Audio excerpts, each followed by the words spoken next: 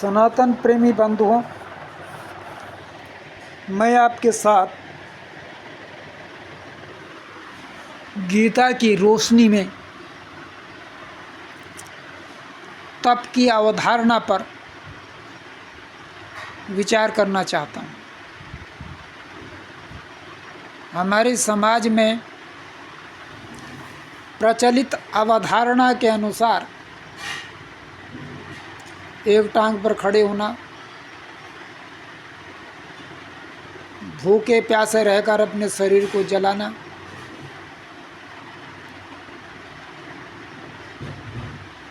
पंचाग्नि इत्यादि साध कर अपने शरीर को बहुत प्रकार के कष्ट देना, ये कांटों पर रहना, आग पर चलना आदि आदि घोर कठोर साधनाएं जिनके द्वारा अपने शरीर को कष्ट देना, इस प्रकार की मूढ़ताओं को तप माना गया है।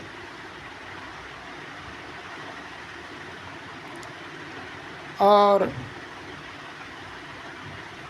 मानव जीवन जो मोक्ष के लिए मिल रहा है, वो मोक्ष इस प्रकार के क्रियाकलापों से नहीं होने वाला है।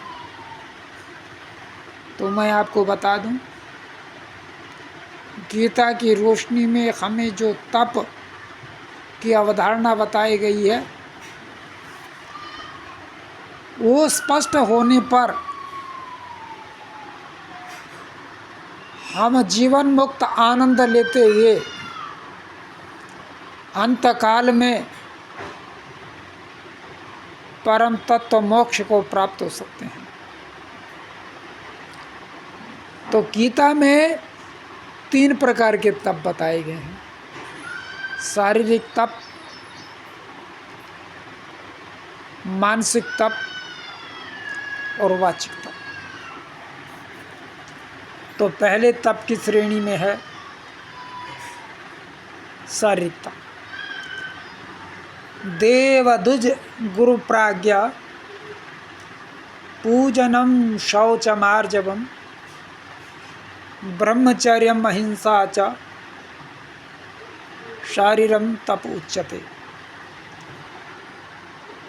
देवताओं और द्विज लोग सामान्य तौर पर मान लेते हैं ब्राह्मण, लेकिन जाति का ब्राह्मण नहीं, कर्म का ब्राह्मण। द्विज का ऐसा ही अर्थ होता है जिसने गुरु से शिक्षा लेकर दोबारा जन्म लिया हो, पार्श्विकता से ऊपर से उठकर दिव्यता को प्राप्त हुआ हो। देव द्विज गुरु प्राज्ञा पूजनम शौचमार्जवम। प्रज्ञावान लोगों का, यहाँ पर गुरु का मतलब जो हमसे वयोवृद्ध और ज्ञान वृद्ध दोनों से तात्पर्य है। गुरु का मतलब वही नहीं है जिसे हम पाठशाला में जाकर ज्ञान ग्रहण करते हैं। एक प्रज्ञावान 10 वर्ष का बालक भी हमें बहुत कुछ सिखा जाता है, तो वो भी आदर का पात्र।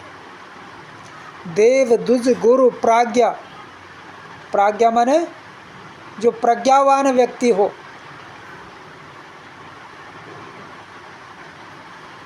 इनकी पूजन माने इनका आदर करना। पूजन का मतलब यहाँ ये नहीं लगा कि बस किसी आदमी को पकड़ो और षोडशोपचार विधि से उसका पूजन शुरू कर दो और घंटों तक उसका भी टाइम बर्बाद करो अपना भी। शौचम आर्जवम, शौच का मतलब होता पवित्रता। जल स्नान से शरीर को शुद्ध रखना ताकि उसमें दुर्गंध ना आए, और सद्विचारों और आध्यात्मिक विचारों से मन को पवित्र रखना, ये 2 प्रकार का स्नान, शारीरिक स्नान और मानसिक स्नान। आर्जवम का मतलब सरलता, दूसरे को किसी प्रकार का धोखा देने के लिए द्व्यर्थी बात न कहना, सीधी साफ और स्पष्ट बात कहना, आर्जवम ये हो गया। ब्रह्मचर्यम, ब्रह्मचर्य का मतलब है उस पर ब्रह्म परमात्मा में हमेशा चिंतन और निष्ठा में लगे रहना। अहिंसा, किसी को भी वाणी से कर्म से किसी प्रकार का कष्ट न उठाना, किसी की भावनाओं को ठेस लगे ऐसी बातें भी न कहना। केवल डंडे से मारना ही हिंसा नहीं है, किसी का कत्ल कर देना ही हिंसा नहीं है। हिंसा किसी का अपमान करना भी हिंसा है। अहिंसा, ब्रह्मचर्य हिंसा। शारीरम तप उच्यते, ये शरीर के तप बताए गए हैं। अब वाणी के तप पर विचार करते हैं। अनुद्वैग करम वाक्यम सत्यम प्रेहितम च यत् स्वाध्यायव्यसनम चैव वाङ्मयम तप उच्यते। ये वाणी के तप बताए हैं। ऐसा कोई वाक्य बोल देना जिससे दूसरा उद्वेग को प्राप्त हो जाए, दूसरे को क्रोध दिलाने वाला, उसको प्रतिहिंसा के लिए उकसाना, ऐसा वाक्य नहीं करना कि व्यक्ति को अनावश्यक क्रोध आ जाए। अर्थात दूसरे के अहंकार पर किसी प्रकार का चोट नहीं करना। ये अहंकार पर अगर चोट करना है तो स्वयं के कीजिए। दूसरे के अहंकार पर अगर चोट करेंगे तो आपके शांत जीवन में बेमतलब का एक प्रकार से तूफान आ जाएगा, झगड़ा होगा लोगों के साथ में, और जो आपके जीवन में शांति थी वो चली जाएगी। सत्यम प्रियहितम चेयत, यहाँ पर कहा गया कि सत्य बोलिए लेकिन प्रिय बोलिए, क्योंकि कड़वा सत्य और कोई स्वीकार नहीं करता। जिस प्रकार कड़वी दवा रोगी के लिए, खास तौर से बच्चों के लिए बहुत हितकारी होती है, लेकिन उसके स्वाद के कारण वो ग्रहण नहीं करता, जिससे लाभ नहीं उठा पाता। तो माता पिता या चिकित्सक उसको शहद में मिलाकर उसके स्वाद को अच्छा करके उसको देते हैं कि ताकि वो दवा ग्रहण कर ले और ठीक हो जाए। तो इसी प्रकार हम जो वाणी बोले हैं, ऐसी वाणी बोलिए मन का आपा खोए और उनको शीतल करे आपहु शीतल होए। तो मतलब हित की बात और प्रिय बात बोलने में भी सत्य होते, सत्य बात को उसको कठोर रूप में नहीं, बल्कि उसको प्रियकर रूप में हमें बोलना चाहिए। स्वाध्यायवसनम चैव, स्वाध्याय का मतलब यह नहीं है किसी किताब को लेकर बैठकर पढ़ना शुरू कर दे और रट्टा मारे। स्वाध्याय का अर्थ है अपना अध्ययन, थोड़ा देर ध्यान में बैठकर अपनी कमियों को, अपनी न्यूनताओं को,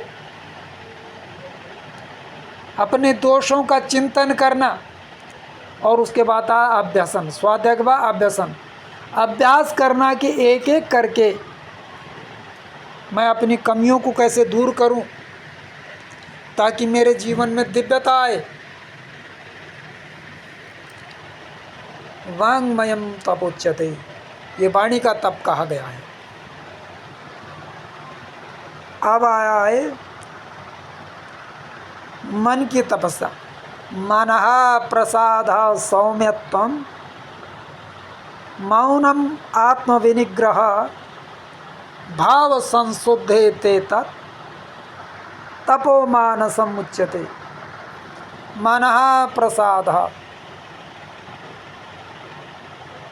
मन ही मन में हमेशा प्रसन्न रहना,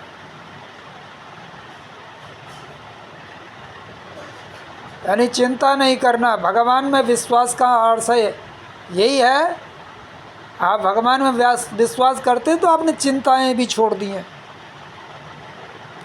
पर यहाँ चिंताओं से मतलब चिंतन का त्याग से नहीं है। हम आत्म उन्नति के लिए चिंतन कर सकते हैं, विचार कर सकते हैं और उसके अनुसार अपनी योजनाएं बना सकते हैं उन्नति के लिए। लेकिन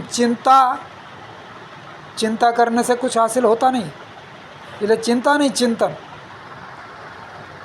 मनः प्रसाद सौम्यत्वम, मन में प्रसन्न रहना, सौम्यत्वम। जैसे लोगों की या मुख आकृति देखा जाता है, उनके चेहरे को देखकर हमेशा लगता है कि हमेशा गुस्से में है, इस प्रकार की आकृति नहीं, मुस्कुराता हुआ आपका चेहरा होना चाहिए। सौम्यत्वम मौनम आत्मविनिग्रह, मौनम से आशा है कि मनन करना चाहिए और जब आवश्यक हो तब बोलना चाहिए। आत्मविनिग्रह सेल्फ कंट्रोल, आत्मनियंत्रण। आज परेशानी यही है, हर कोई व्यक्ति दूसरे को नियंत्रण में रखना चाहता है, लेकिन आत्मनियंत्रण पर कोई विचार नहीं है। इसी कारण सारे झगड़े टंटे हैं और इसी कारण सारी परेशानियां हैं। भाव संशुद्धे, पॉजिटिव एटीट्यूड। भाव संशुद्धि का मतलब है पॉजिटिव एटीट्यूड, सकारात्मक सोच, नकारात्मकता नहीं सोचना। तपो मानसम उच्यते, ये छोटे तप नहीं बताए गए हैं। इतने तप अगर जीवन में कर लिए तो जीवन में दिव्यता आ जाएगी। और जो व्यक्ति इन बातों का ध्यान रखेगा उसके जीवन में दिव्यता आएगी। लेकिन केवल इस प्रकार के भाषणबाजी से नहीं, जिनके जीवन में सचमुच गीता उतर गई हो वे लोगों को अपने आचरण से प्रभावित करते हैं। उनके संसर्ग से ही लोग ठीक हो जाते हैं, उनकी संगति से ही ठीक हो जाते हैं, उन्हें अधिक बोलने की आवश्यकता नहीं पड़ती। और जो भी आप लोगों को मेरी वाणी में कहीं कोई न्यूनता प्रतीत हो, अतार्किक लगे, मुझे अपनी आलोचनाओं का भी पूरा स्वागत रहेगा। मैं आलोचनाओं के द्वारा अपने को निरंतर, अपनी वाणी को, अपने विचारों को परिष्कृत करना चाहता हूँ। धन्यवाद। अगले विचार के साथ अगली रील पर दास आपके सम्मुख प्रस्तुत होगा।